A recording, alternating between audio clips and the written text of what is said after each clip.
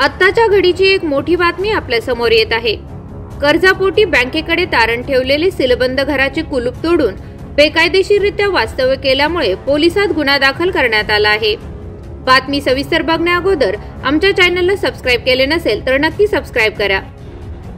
कर्जापोटी बँकेकडे तारण ठेवलेल्या सीलबंद घराचे कुलूप तोडून बेकायदेशीररित्या वास्तव्य करून न्यायालयाच्या आदेशाचा अवमान केल्याप्रकरणी पंढरपूर तालुक्यातील करकंब येथील कर्जदाराविरोधात पोलिसात गुन्हा दाखल करण्यात आला आहे। याबाबत बँकेचे प्राधिकृत अधिकारी श्रीकांत शांतीसागर अंबुडकर यांनी फिर्याद दिली आहे। या प्रकरणी कर्जदार प्रमोद लक्ष्मण वास्ते यांच्या विरुद्ध भारतीय न्याय संहिता कलम 223 324(2) अन्वये गुन्हा दाखल करण्यात आला आहे।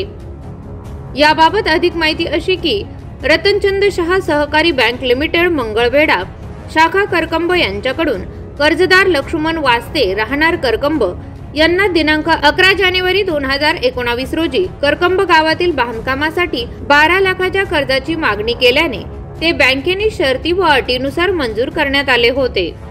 या बदल्यात कर्जदाराने रजिस्टर मॉर्गेजने वरील घर जागा बँकेस लिहून दिली आहे। कर्जदार याने कर्जाचे हप्ते न भरल्याने तसेच त्यांना वेळोवेळी हप्ते भरण्यासाठी नोटिसा बजावण्यात आल्या होत्या। तरीही कर्जदार यांनी हप्ते न भरल्याने बँकेचे प्राधिकृत अधिकारी यांनी कर्जदारांनी तारण दिलेल्या मिळकतीचा ताबा मिळविण्याकरता दावा केला होता।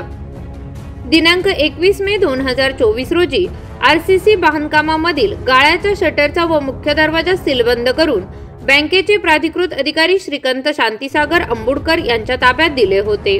परंतु कर्जदार यांनी शासकीय आदेशाचे उल्लंघन करून कोणतेही न्यायालयीन स्थगितीचा आदेश किंवा बँकेकडे कर्जाची रक्कम न भरता बँकेच्या ताब्यातील मिळकतीला लावलेले सीलबंद कुलूप तोडून नुकसान करून घरामध्ये बेकायदेशीरपणे प्रवेश करून विनापरवाना वास्तव्य करीत असल्याचे फिर्यादीत म्हटले आहे।